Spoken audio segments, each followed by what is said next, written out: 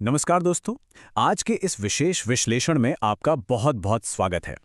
आज हम जिस बारे में बात करने वाले हैं ना, वो हर साल सिविल सेवा परीक्षा की तैयारी करने वाले लाखों कैंडिडेट्स की एकदम सॉलिड फाउंडेशन तय करता है। हम बात कर रहे हैं क्लास 6 की पॉलिटी के पाठ्यक्रम की। सुनने में लग सकता है कि अरे ये तो बस एक स्कूल की किताब है, लेकिन सच्चाई ये है कि ये एक ऐसा मास्टर ब्लूप्रिंट है जिस पर देश भर के सीरियस एस्पिरेंट्स अपनी तैयारी की पूरी इमारत खली करते हैं। तो पूरे उत्साह के साथ चलिए इस बेहद जरूरी रोड मैप को समझते हैं जो इतनी बड़ी परीक्षा का आधार बनता है। अब जरा इन आंकड़ों पर ध्यान दीजिए, ये बिल्कुल हैरान करने वाला है। मैग्नेट ब्रेन्स के चैप्टर 3 के वीडियो पर लगभग 8,85,000 व्यूज हैं और PW ओनली iOS के चैप्टर 1 और 3 पर भी मिलाकर 1 मिलियन से ज्यादा व्यूज हैं। सोच कर देखिए, इन नंबर्स का मतलब क्या है। इसका सीधा सा मतलब है कि लाखों लोग इस एग्जैक्ट बेसिक नॉलेज की तलाश में हैं। ये साफ दिखाता है कि चाहे एग्जाम कितना भी बड़ा हो, सफलता का रास्ता इन्हीं शुरुआती अध्यायों से होकर गुजरता है। तो चलिए सीधे पॉइंट पर आते हैं। आज का हमारा एजेंडा 5 व्यवस्थित हिस्सों में बटा है। पहला, पॉलिटी की नींव। दूसरा, सरकार की परिभाषा। तीसरा, सरकारों के प्रकार। चौथा, सरकार के कार्य। और आखिर में इस पूरे पाठ्यक्रम का एक व्यापक चित्र, एकदम किसी रियल स्टूडेंट के सिलेबस की तरह। शुरुआत करते हैं हमारे सफर के पहले पड़ाव से, राज व्यवस्था यानी पॉलिटी की नींव की तैयारी। अब देखिए कि ये सिलेबस आगे कैसे बढ़ता है। ये ट्रांजिशन सच में बहुत लॉजिकल है। चैप्टर 1 में बात होती है विविधता की समझ की, यानी समाज, संस्कृति और लोगों के बारे में अमूर्त या एब्स्ट्रैक्ट कॉन्सेप्ट्स। लेकिन जैसे ही हम चैप्टर 3 पर जंप करते हैं, सरकार क्या है, चीजें एकदम रियल और ठोस हो जाती हैं। हम उन अमूर्त विचारों से निकलकर सीधे स्ट्रक्चर, रूल्स और गवर्नेंस की वास्तविक दुनिया में आ जाते हैं। ये बौद्धिक छलांग समझना बहुत ही जरूरी है।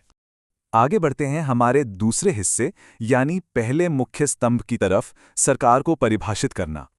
देखिए, इससे पहले कि कोई भी जटिल कानूनों या संविधान की गहराई में जाए, ये क्लियर होना चाहिए कि आखिर ये सरकार चीज क्या है। चैप्टर 3 में बहुत ही साफ तौर पर बताया गया है कि सरकार वो बेसिक स्ट्रक्चरल यूनिट है जिस पर पूरे देश के प्रशासन को चलाने की जिम्मेदारी होती है।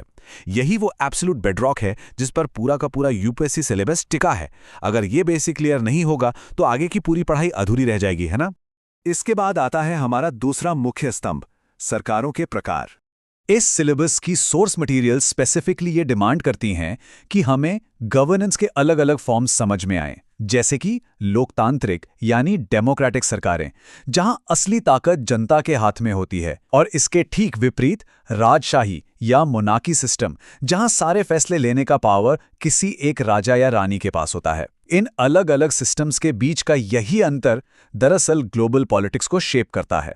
अब आते हैं इस चैप्टर के तीसरे और आखिरी मुख्य स्तंभ पर, सरकार के कार्य। अब जरा एक पल के लिए रुकिए और सोचिए, एक सरकार रोजमर्रा के व्यवहार में प्रैक्टिकली काम कैसे करती है। ये सिर्फ किताबों में छपी हुई कोई संरचना नहीं है। एक स्थिर स्ट्रक्चर से एक एक्टिव डायनामिक चीज में ये बदलाव कैसे होता है। एक्टिव लर्निंग के लिए सवाल पर गौर करना बहुत जरूरी है। और ये स्टेप बाय स्टेप अप्रोच ना सच में रियल वर्ल्ड प्रैक्टिस को बहुत शानदार तरीके से इलस्ट्रेट करता है।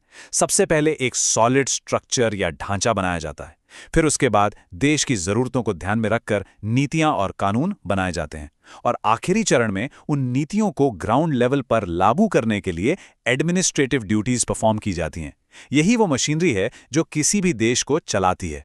तो चलिए अब थोड़ा पीछे हटकर इस पूरे व्यापक सिविक सिलेबस पर एक मैक्रो व्यू डालते हैं। अगर हम एक सीरियस एस्पिरेंट के स्टडी प्लान को ध्यान से देखें तो वो कुछ इस तरह क्रोनोलॉजिकली आगे बढ़ता है। पहले हफ्ते में विविधता को समझना, दूसरे हफ्ते में आकर सरकार को डिफाइन करना, तीसरे हफ्ते में डेमोक्रेसी के एलिमेंट्स की बारीकियां समझना, और फिर देखिए कैसे ये नेचुरली प्रोग्रेस करके चौथे और पांचवें हफ्ते में पंचायती राज और जटिल ग्रामीण एवं शहरी प्रशासन के अध्ययन में बदल जाता है। ये प्रोग्रेशन एकदम साइंटिफिक और कमाल का है। लेकिन ध्यान रहे, इस पूरी प्रोग्रेस में मास्टरी हासिल करना कोई छोटी बात नहीं है। स्क्रीन पर दिख रहा ये नंबर 5 कोई साधारण नंबर नहीं है। ये दर्शाता है उन लगातार 5 घंटे लंबे comprehensive one shot revision videos को जो लोग सीरियसली प्रिपेयर करते हैं। वो इस पूरे सिलेबस को ग्रास्प करने के लिए 5-5 घंटे बिना रुके इन क्लासेस से जुड़े रहते हैं। ये उनका डेडिकेशन दिखाता है। क्योंकि दोस्तों, ये एनसीईआरटी की शुरुआती तैयारी कोई बच्चों का खेल नहीं है। यही वो अल्टीमेट स्टेपिंग स्टोन है जो आगे चलकर रियल और हाई स्टेक्स एग्जाम्स को फेस करने के काम आती है। जैसे सोर्स मटेरियल्स में मेंशन किए गए यूपीएससी प्रीलिम्स 2026 पेपर के रिएक्शन वीडियोस को ही ले लीजिए, जिन्हें लाखों लोग देखते हैं। वहां यही बेसिक फाउंडेशन काम आती है। और आज के इस विश्लेषण को हम एक बहुत ही जरूरी और विचारोत्तेजक सवाल पर खत्म करते हैं। क्या आज के इन बेसिक कॉन्सेप्ट्स को क्लियर किए बिना कल की इन मुश्किल परीक्षाओं में सक्सेस मिल सकती है? इस बारे में जरूर सोचिएगा।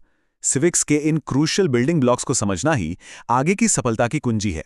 आज के इस विश्लेषण में हमारे साथ जुड़ने के लिए आपका बहुत बहुत शुक्रिया। ऐसे ही सीखते रहिए। स्वागत है आपका सिविक रॉनी में। अब तैयारी होगी जीत की।